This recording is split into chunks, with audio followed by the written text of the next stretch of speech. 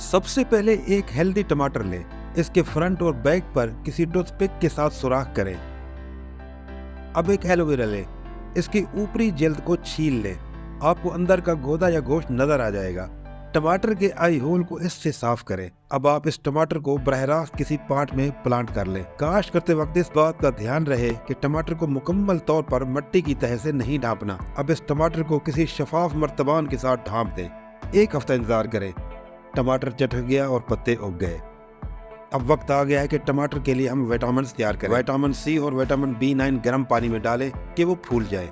Vitamin वाला ये पानी अब पौधे के अतराफ में मिट्टी के अंदर डालें। इसके बाद आप टमाटर को मिट्टी के साथ मुकम्मल तौर पर ढांप दें। एक स्प्रे बोतल के साथ पूरे पौधे पर पानी का छिड़काव करें। अब 1 महीना मजीद इंतजार करें। देख लें, पौधा तैयार हो गया और टमाटर उगने के लिए बेताब है।